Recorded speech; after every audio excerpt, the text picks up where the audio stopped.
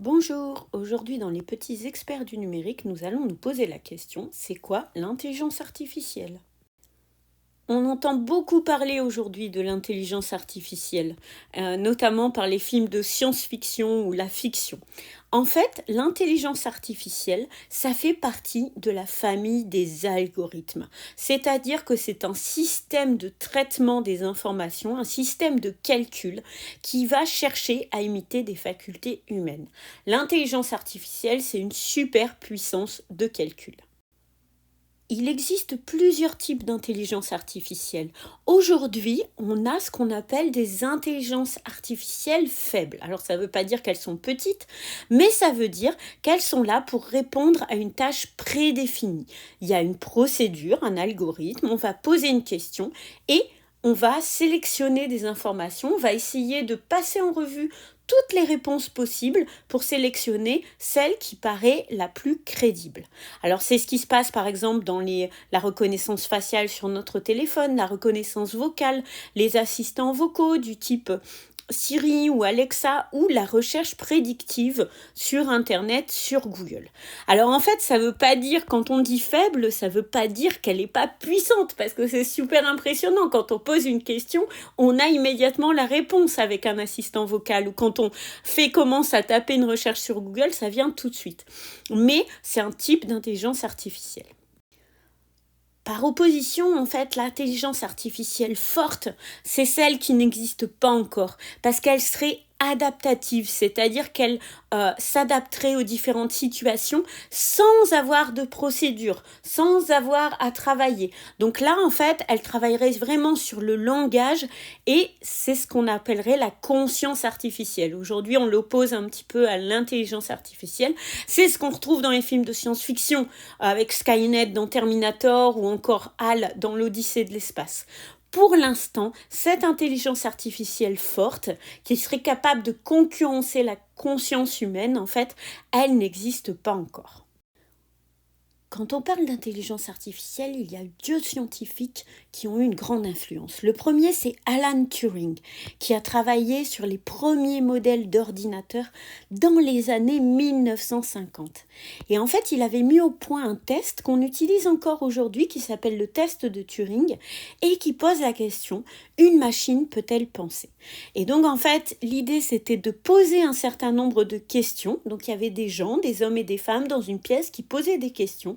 Et le but, en fait, c'était de deviner si, dans la pièce d'à côté, eh bien, c'était un être humain qui répondait aux questions, ou alors si on avait en face de nous un ordinateur. Aujourd'hui, les ordinateurs sont capables de répondre à un nombre exponentiel, à un très grand nombre de questions, et donc, en fait, le test de Turing est toujours valable. Le but étant de coincer l'ordinateur à un moment. Dans les années 80, c'est John Searle qui va essayer de réfléchir sur l'expérience de la chambre chinoise concernant l'intelligence artificielle. Il part du principe que, en fait, dans une pièce, dans deux pièces séparées, il va y avoir une personne qui parle anglais et en face une personne qui parle chinois, qui va communiquer avec la personne parlant anglais. La personne parlant anglais ne parle pas un mot de chinois, mais elle va avoir des instructions très précises, vous voyez où je veux en venir, elle va appliquer une procédure, un algorithme, donc elle va se comporter comme un ordinateur, et elle va être capable de fournir une réponse concrète, une réponse correcte à la personne qui parle chinois, qui va la comprendre. Alors, est-ce que fournir une réponse, c'est pour autant comprendre le langage? Est-ce que la personne qui parle anglais, elle sait parler chinois parce qu'elle a réussi à fournir une réponse? C'est la question aujourd'hui qui se pose, notamment dans les chatbots et puis les logiciels du style ChatGPT. Est-ce que fournir une réponse, c'est comprendre? Donc on voit que la question de l'intelligence artificielle, ça n'est pas simple.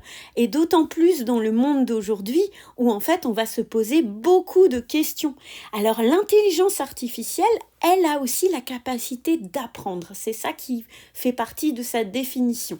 C'est un algorithme, c'est le fait d'appliquer une procédure, mais c'est aussi quelque chose qui va s'améliorer dans le temps. Alors là aussi, on a fait des progrès. Avant, on était dans ce qu'on appelait le machine learning, c'est-à-dire l'apprentissage machine. On avait des grandes quantités de données à analyser, à comparer, à sélectionner, et donc on faisait des calculs pour trouver la réponse la plus adaptée à la question. Aujourd'hui, on a changé un petit peu. Aujourd'hui, en fait, on est dans ce qu'on appelle le deep learning ou l'apprentissage profond. C'est-à-dire qu'on va apprendre à la machine à apprendre. Il va y avoir besoin d'une intervention humaine. Vous savez, quand vous devez montrer que vous n'êtes pas un robot et que vous devez cliquer sur des petites cases où on vous dit montrer avec des ponts, eh bien, c'est du deep learning, c'est de l'apprentissage profond. Vous indiquez à la machine où sont les images avec les ponts. Ça permet de réajuster en fait ces données. Si vous voulez vous exercer, regardez un peu. Google a mis en place Teachable Machine, qui est un petit logiciel qui vous montre en fait comment entraîner un ordinateur, entraîner une intelligence artificielle. Pourquoi on parle autant de l'IA aujourd'hui ? Eh bien parce que depuis les années 2000, depuis l'émergence en fait des smartphones, on vit dans ce qu'on appelle la société des big data. C'est-à-dire qu'en fait, les ordinateurs ont aujourd'hui un nombre de données incroyable qu'ils collectent par le biais de nos smartphones. C'est nous qui donnons des données personnelles, des données concernant nos habitudes de consommation, nos habitudes de transport, nos habitudes de vie, nos habitudes sur les réseaux sociaux. Tout ça, en fait, c'est compilé de façon anonyme, mais vous savez, on nous demande notre consentement, et toutes ces données, en fait, elles vont, au lieu de s'accroître de façon linéaire, elles s'accroissent de façon exponentielle. Donc, en fait, les intelligences artificielles sont exposées à de plus en plus de données. Tout ça, ça s'accélère. Donc, ça leur permet de s'améliorer de plus en plus rapidement. Aujourd'hui, l'intelligence artificielle est présente dans chacun des aspects de notre vie.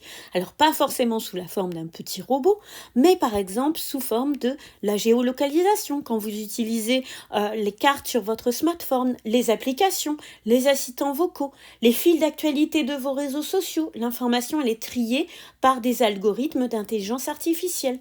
Les recommandations sur les sites de commerce, de streaming, quand on vous met un produit ou un film à regarder.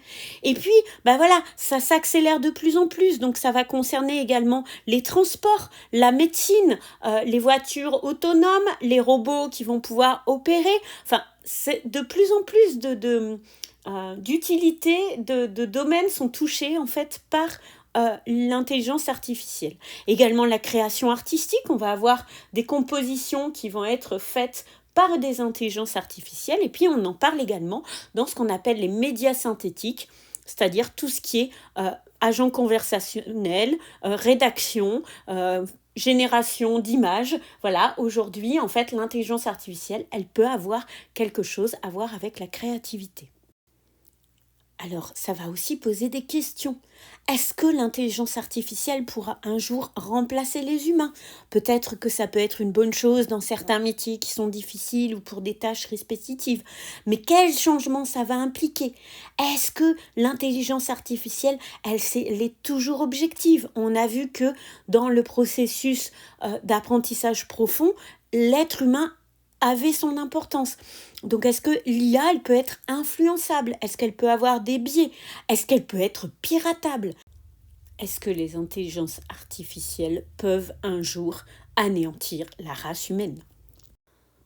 Voilà, j'espère que vous avez apprécié ce moment de partage avec les petits experts numériques sur l'intelligence artificielle. Je pense que vous avez déjà un bon début de réflexion. J'espère vous retrouver très bientôt pour de nouvelles aventures sur la chaîne YouTube CSI Techno et puis sur notre blog La Prof Doc Rock. À bientôt!